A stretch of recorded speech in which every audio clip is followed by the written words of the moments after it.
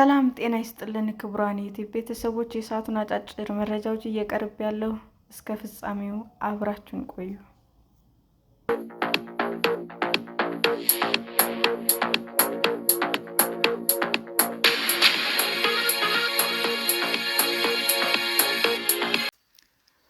ትራምፕ፣ መስክ እና ቢል ጌትስ አዲስ የተለቀቀው የኤፕስቲን ፋይል ምን ይዟል?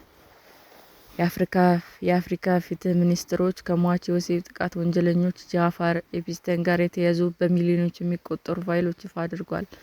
ፋይሎቹ 3 ሚሊዮን ገጾች ያሉት ሲሆን 180,000 ፎቶዎችና 2,000 ቪዲዮዎች ዓርብ ዕለት ተለቀዋል። መዝገባቱ ጄፈር ኤፕስቲን እስር ቤት ሳለ የነበረበትን ስነ-ልቦናዊ ሁኔታ እና ከኤፕስቲን ጋር መተባበር ለአቅመ ሔዋን ያልደረሱ ሴቶችን ታጓጉዝ የነበረችው ጌሌን ማክስዌልን የምርመራ ውጤት የያዙ ናቸው።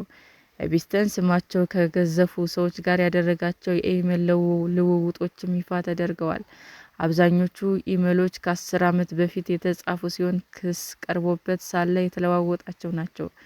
ኤፕስቲን በአውሮፓውያን 2008 ፍሎሪዳ ውስጥ ተፈርዶበት እስር ቤት ውስጥ ሳለ ነሐሴ 2019 መሞቱ ይታወሳል።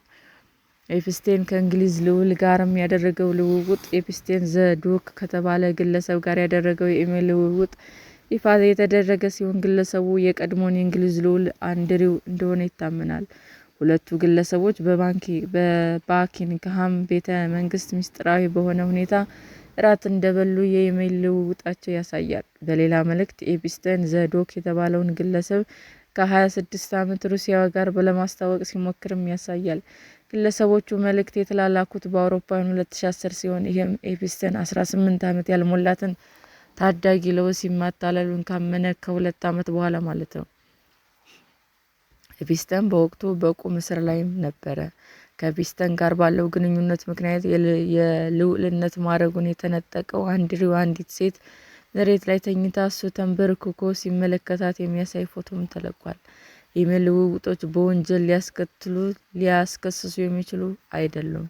በርካታ ጊዜ ስማቸው የተነሳው ትራምፕ አዲስ በተለቀቁ ፋይሎች ውስጥም የአሜሪካው ፕሬዝዳንት ዶናልድ ትራምፕ ስም በርካታ ጊዜ ይነሳል።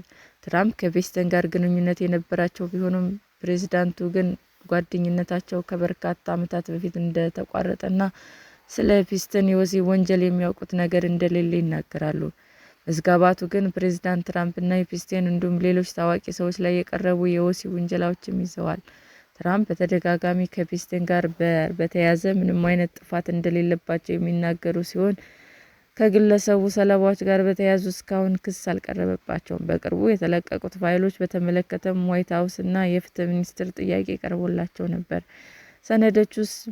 አንዳንዶቹ ሰነዶች ፕሬዝዳንት ትራምፕ ላይ እውነተኛ ያልሆኑ ወቀሳዎች የያዙ ናቸው። እነዚህ ወቀሳዎች ከ2020 ምርጫ በፊት ለኤፍቢአይ ምርመራ ቀርበዋል ሲልም የፍትህ ሚኒስቴር ምላሽ ሰጥቷል።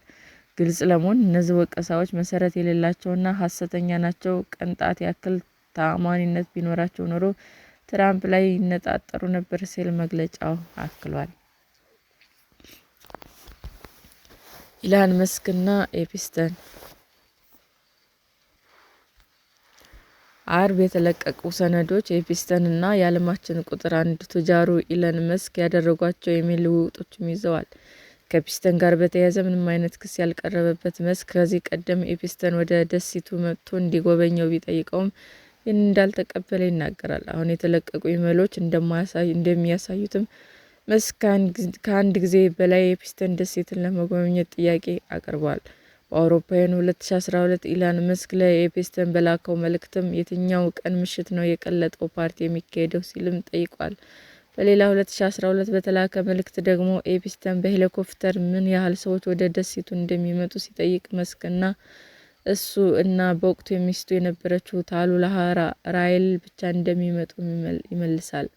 በ2012 በገና በዓል ቀን የተላከ መልእክት መስክ ፈታ ማለት እፈልጋለሁ በማለት ኤፕስቲን ፓርቲ አዘጋጅቶ እንደሆነ ይጠይቀዋል።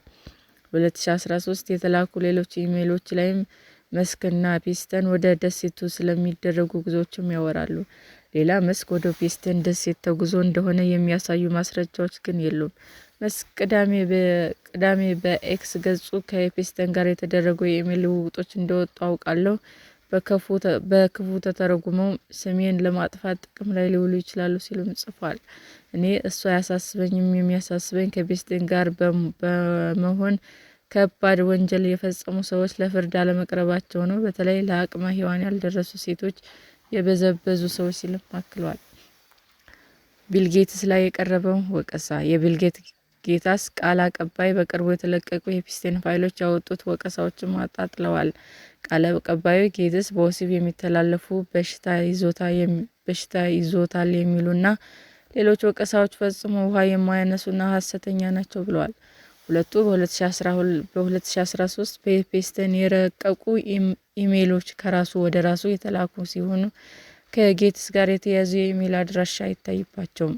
አንደኛው ኢሜይል ከቢል እና ሚሊንዳ ጌትስ ፋውንዴሽን የሚል የመልቀቂያ ደብዳቤ ሲሆን ለጌትስ ከሩሲያውያን ሴቶች ጋር በተደረገ ወሲብ ምክንያት ለመጣ በሽታ መድኃኒት የተመለከተ አንቀጽ ይዟል። ሌላኛው ኢሜይል ደግሞ ውድ ቢል በሎ ጀምሮ ከጌትስ ጋር የነበረው ጓደኝነት ስለመቋጨቱና ጌትስ በወሲብ የሚተላለፉ በሽታ ከቀድሞ ሚስቱ ሚሊንዳ ጨምሮ ለመደበቅ መሞከሩ ይናገራል። የጌትስ ቃል አቀባይ ለቢቢሲ በሰጡት ምላሽ እነዚህ ወቀሳዎች ሐሰተኝነቱን ከተመሰከረለት ግለሰብ የመጡ ውሃ የማያነሱና ፍጹም ሐሰተኛ የሆኑ ናቸው ብለዋል። ኤፕስታይን ከሌሎች ታዋቂ ግለሰቦች ጋር ያደረጋቸው ኢሜይል ልውውጦች ይፋ የተደረጉ ሲሆን ተጨማሪ ፋይሎች ለመኖራቸው ግልጽ አይደለም። ዲሞክራቶች የፍትህ ሚኒስቴር ሌሎች 2.5 ሚሊዮን የሚሆኑ ፋይሎች ያለ ምንም ማብራሪያ አሁንም አልለቀቀም ሲሉ ይወቅሳሉ። ብዙዎች የፍትህ ሚኒስቴር ሀብታምና እጃቸው ረጅም የሆኑ ሰዎችን ስም ለመጠበቅ ሲባል አሁንም ያልተለቀቁ ሰነዶች አሉ ሲሉ ይከራከራሉ። ሰላም ጤና ይስጥልኝ ውድ የዩቲዩብ ቤተሰቦቼ እንዴት ናችሁ?